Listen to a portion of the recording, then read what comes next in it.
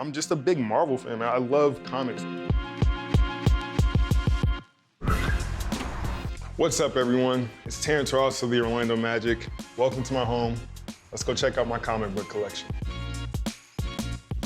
Welcome to my living room, where we also have a few other collectibles. My wife is really big into the Kaws and the bear bricks. One of the things we have are some actual collectibles. I love the gray and the pink. Another cool thing we have is another collab with Basquiat between the bear bricks and Basquiat collab. It's definitely a nice piece that kind of pulls the living room together.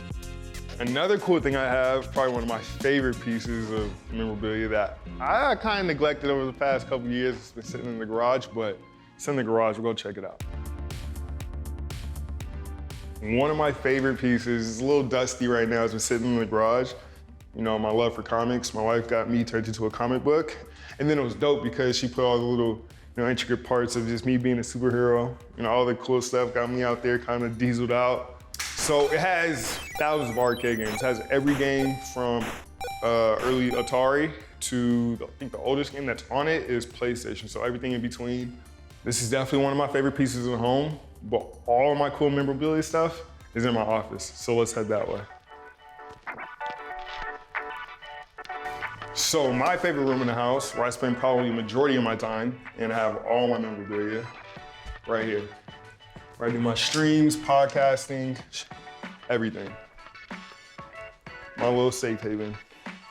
And as you can tell, I have my slam dunk trophy, which is like, one of my prized possessions. It's wild because I won this as a rookie in my first year into NBA. And then I also have, how can we not have the Infinity Gauntlet? It's pretty much the entire Marvel saga wrapped into one right there. One of my favorite, pretty much my two favorite superheroes is Deadpool and any variation of Spider-Man, Venom, Carnage, anything you want.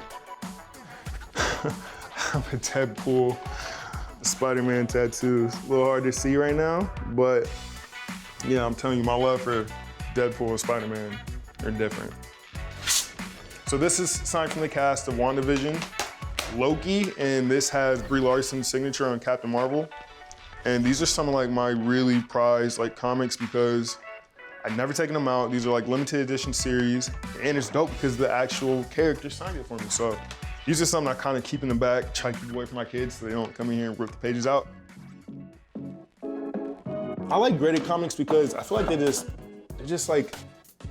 it's like sports cards. When you have a holographic card and you know that it's a limited, only 10 or 15 or 20 of them out there, you want to make sure that they stay as pristine condition as you could possibly have them. I have a ton of X-Men content. Yeah, man, as much as I love Marvel, my all-time favorite superhero would be Batman, the whole Batman family. I love, Spider-Man, Deadpool like no other, but Batman will always be the GOAT to me. And I had stacks of these. I probably had 3 or 4 boxes of just a couple feet high, and I just all different type of comics.